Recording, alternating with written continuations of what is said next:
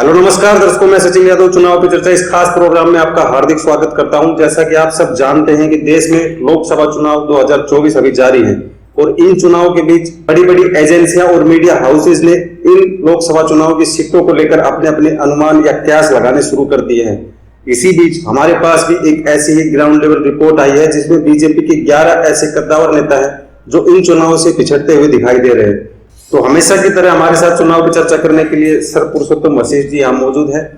तो चलिए इनसे जानने की कोशिश करते हैं कि किस प्रकार की सर ये ग्राउंड लेवल की जो रिपोर्ट सामने आई है और इसमें किस प्रकार जो नेताओं का, जैसे हमने बताया दर्शकों को कि इनमें जो है ये नेता अपनी लोकसभा सीटों से पिछड़ते हुए दिखाई दे रहे थे, क्या माहौल जो है इनको लेकर दिखाई दे रहा है।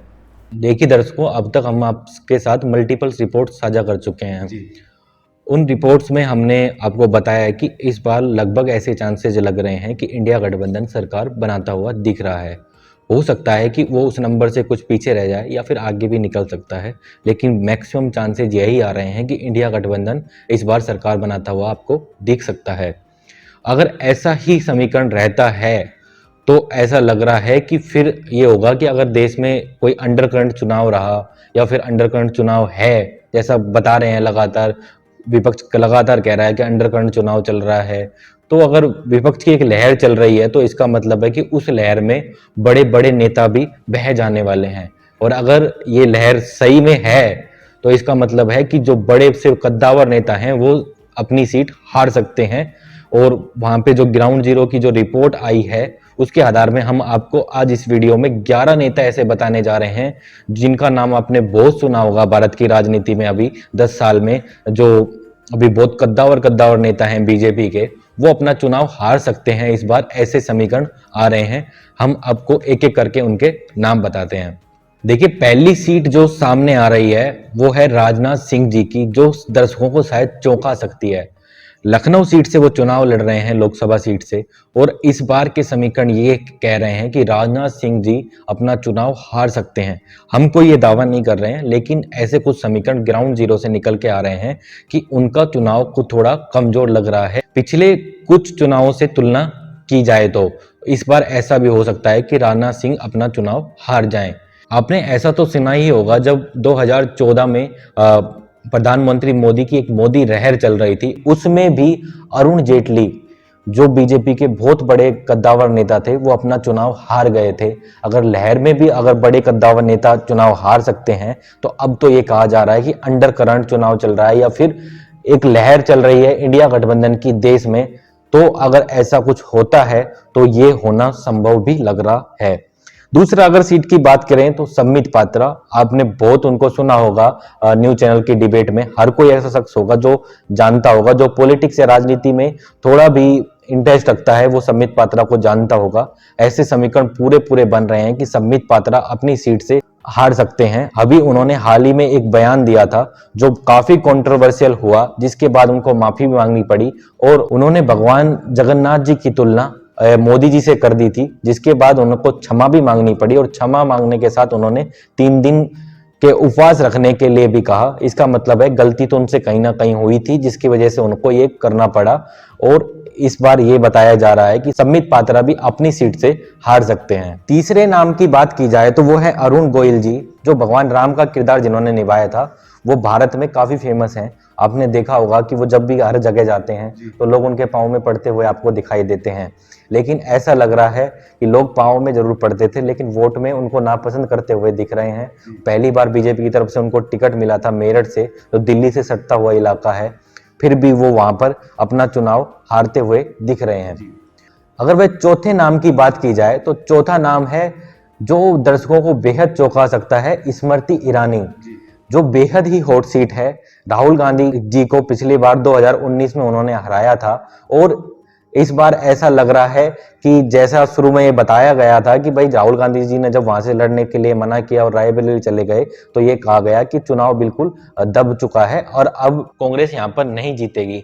लेकिन कांग्रेस की तरफ से कैसा चुनाव बनाया गया है, लगातार वहां पर इतने कद्दावर नेताओं को एकदम से उतार दिया गया कांग्रेस की तरफ से, तो अब ऐसा लग रहा है कि स्मृति ईरानी अपने चुनाव हारती हुई वहां पर दिख रही है। और सर मैं यहाँ पे जो है बात भी रखना चाहूंगा कि जो स्मृति ईरानी का जैसे आपने बताया उसके ऊपर फिरौती सट्टा बाजार की एक वीडियो जिसमें हमने तरीके से इसमें समझाया कि किस प्रकार का माहौल वहां की सीट को लेकर देखने को मिल सकता है। तो दर्शकों, अगर आपने वो वीडियो भी नहीं देखी है तो जाकर एक बार वो वीडियो भी जो है देखें। स्मृति ईरानी की सीट जो अमेठी से जो चुनाव हार रही है, वो किस प्रकार का माहौल फिरोजी सट्टा बाजार लेकर इस सीट को बता रहा है। इसके बाद फिर वहीं स्मृति ईरानी जी के लिए में एक आपको मैं सीक्रेट रिपोर्ट बता दूं कि अभी 20 तारीख को जब 5वें दौर का जब चुनाव हो रहा था, उसके बाद रिपोर्टर्स ने उनसे बात करने की कोशिश करी। तो उन्होंने बात करते करते उन्होंने माइक के सामने तो बात नहीं की, लेकिन माइक के बिहाइंड उन्होंने ये कहा कि मेरा चुनाव इस बार कांग्रेस ने कमजोर कर दिया है। इतने कद्दावर नेता मेरे को हराने के लिए एक साथ जमीन पे उतर गए हैं, जिसकी वजह से मेरा चुनाव यहाँ पर कमजोर पड़ गया। यानी कि वो खुद बहुत बेहद ही नाखुश दिखी बिहाइंड द कैमरा, कि ये कह रही थी कि इतने नेता मेरे को हराने के लिए क्यों आ गए, इतनी ऐसी मेरे से क्या दुश्मनी हो गई। यानी कि कहीं ना कहीं उनको भी ये लग रहा है, मेरा इस बात को बताने का मेन कहना ये था कि कहीं ना कहीं उनको भी ये लग रहा है कि उनका चुनाव कमजोर पड़ा है और वो भी चुनाव हार सकती हैं। वहीं अगर 5वें नाम की बात की जाए तो वो है हेमा मालिनी का, जो मथुरा से चुनाव लड़ रही हैं। और इस बार ऐसा लग रहा है कि हेमा मालिनी जी भी अपना चुनाव हार सकती हैं। हेमा मालिनी जी के बारे में तो आप सब जानते ही होंगे, धर्मेंद्र जी की पत्नी हैं वो, और बॉलीवुड में बहुत बड़ा नाम रखती हैं, और अब तो राजनीति में भी एक बड़ा नाम उभर कर उनका सामने आया है जब से बीजेपी की सरकार आई है। तो वो भी इस बार अपना चुनाव मथुरा से हारती हुई बताई जा रही है। छठे अगर सीट की बात की जाए तो वो है मनोज तिवारी जी की उत्तरी पूर्वी दिल्ली की सीट, जहां पर कन्हैया कुमार जी उनके इंडिया गठबंधन की तरफ से या कांग्रेस की तरफ से बताए जाएं तो उम्मीदवार हैं। और बताया जा रहा है कि मनोज तिवारी जी इस बार अपना चुनाव हार सकते हैं। कन्हैया कुमार जी की बात की जाए तो वो भारतीय राजनीति में बड़ा चेहरा बनकर उभरे हैं। आपने राहुल गांधी जी की भारत जोड़ो यात्रा फर्स्ट और सेकंड दोनों देखी होंगी।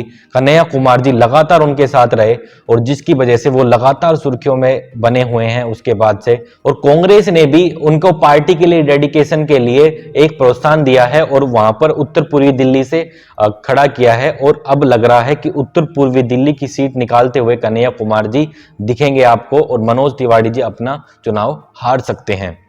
वहीं अगर अगली सीट की बात की जाए, वो भी बेहद ही चौंका सकती है।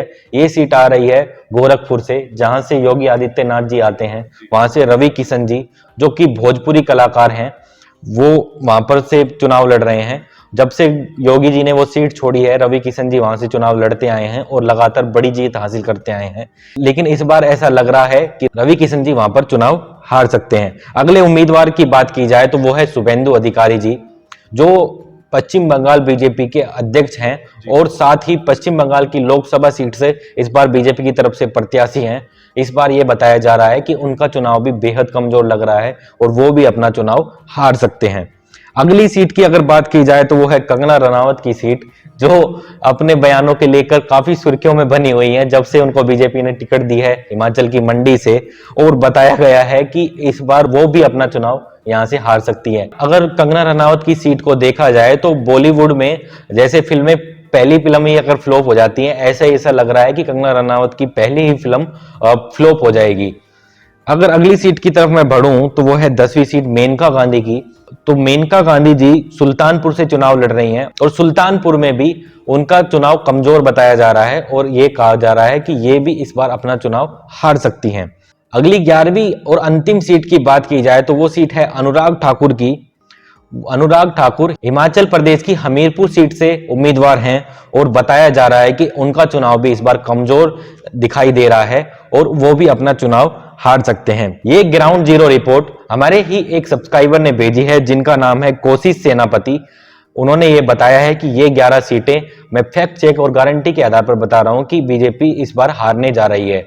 और दर्शकों, अगर आपके पास भी ऐसी कोई रिपोर्ट्स हैं जो आपको लगता है कि बिल्कुल सही हैं और आप भी उस पर चाहते हैं कि हम वीडियो बनाएं और दर्शकों को भी बताएं, तो आप वो हमें कमेंट बॉक्स में लिखकर भेज सकते हैं। आपके नाम लेकर और आपकी रिपोर्ट को बताया जाएगा। आपको ये रिपोर्ट सच लगी या झूठ, नीचे कमेंट बॉक्स खुला है, वहां पर लिखकर जरूर बताइएगा। आपके कमेंट का हमको इंतजार रहेगा। दर्शकों, ये थे हमारे पास कोशिश सेनापति जी के द्वारा भेजे हुए कुछ आंकड़े जो हमने आपके साथ साझा किए। आपको इनमें कितनी सत्यता लगती है वो नीचे आपके लिए कमेंट बॉक्स है, सर ने बताया कि आप उसमें कमेंट करके अपनी राय बता सकते हो और आप भी जो अपने आंकड़े उसमें बता सकते हो। आने वाली वीडियो में हम उसके ऊपर जो है उन आंकड़ों को पब्लिश करेंगे अपने यूट्यूब चैनल पे। फिलहाल जो है इस चुनाव पे चर्चा प्रोग्राम को यहीं समाप्त करते हैं। अगर ये वीडियो आपने यहाँ तक देखी है तो इस वीडियो को लाइक जरूर कर दे, साथ में चैनल को सब्सक्राइब कर हमारे परिवार का हिस्सा बने। उसके साथ एक बेल आइकन है, उसको प्रेस कर ले ताकि आने वाली हर वीडियो का अपडेट आपको सबसे पहले मिल सके। तो इस वीडियो को ज्यादा से ज्यादा लोगों के पास शेयर कर दे ताकि उनको भी इन 11 जो नेताओं की लिस्ट है इनमें पता लग सके कि कौन जीत रहा है कौन हार रहा है। ये जो ग्राउंड लेवल की रिपोर्ट है इसके आधार पर फिलहाल लेते हैं हम आपसे विदा। मुलाकात होगी ऐसे ही चुनाव से जुड़ी और रोमांचक जानकारियों के साथ। तब तक के लिए धन्यवाद। जय हिंद, जय भारत।